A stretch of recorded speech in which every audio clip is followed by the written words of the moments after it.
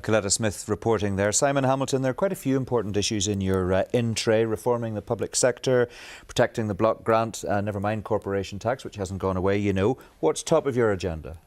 Well, the first priority, I think, of any finance minister is to ensure that you have the money to do what the people expect you to do in terms of delivering first-class services and health and education and housing and so forth. But I very much put a personal focus, which is, I think, is the focus that the whole executive needs to have on driving forward an agenda of public sector reform right across the board. Because whilst we haven't maybe had just as bad a situation in public spending, it's been tough, it's been challenging, as maybe we were perhaps expected.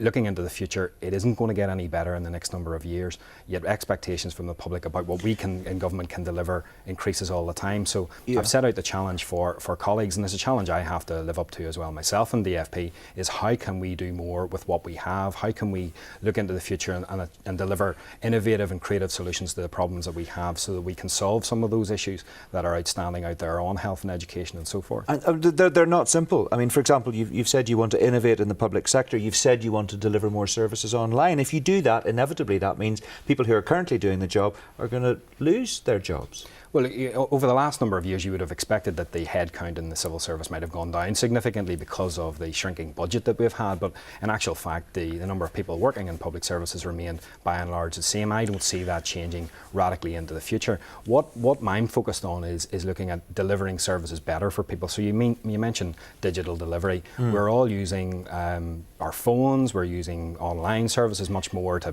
go shopping, to book our holidays, to do things like that. I want to see us use that much more for delivering services in the public sector. And you want to ensure high quality public services. You've said that costs money, of course.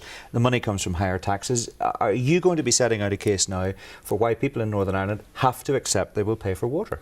Well, the issue of water has been dealt with for this whole budget period. The executive has agreed, I think rightly agreed, because the money that would be paying for water charges would have to come out of the pockets of the people in Northern Ireland, and that would be less money that they would have to spend in the economy. And with the economy now starting to head eventually in the right direction, we don't want to see that sort of level of money coming out of public pockets.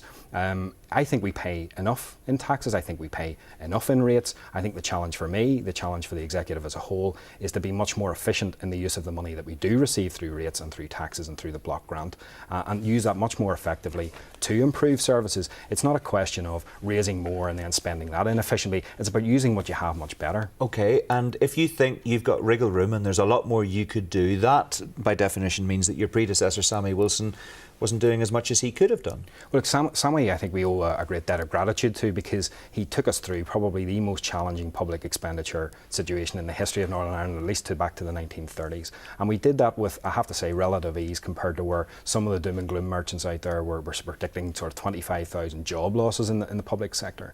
The challenge has changed now. The challenge has moved from, yes, we have less spending, but it is different, less spending than we had before. And the challenge is now, in an environment where we have less spending moving forward, how can we get more for that? How can we reform and innovate within our public sector to achieve those high expectations that people have of us? Can I ask you about your position with the banks? Are you going to take a softer approach to the banks than Sammy Wilson did? Look, I'm prepared to tell the banks, and I have already in conversations that I've had with them, where I think they could do more, where I think they've done things that they shouldn't have done.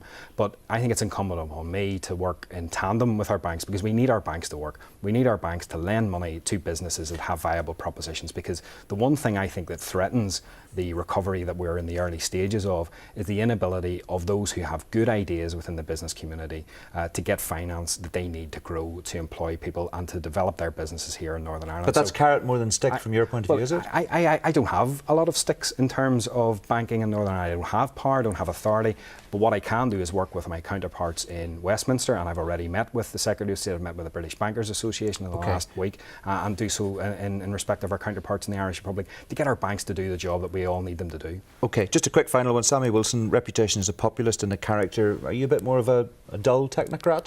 Well, I'm myself. I would never, ever seek to emulate the style of Sammy Wilson. There's only one Sammy Wilson. The mould was well and truly broken whenever Sammy was made. I'd be my own man, and you'll not see a lot of differences in some policy positions from Sammy. You maybe just see a difference of style. Okay. Well, we look forward to watching with interest. Thanks very much indeed for joining us today.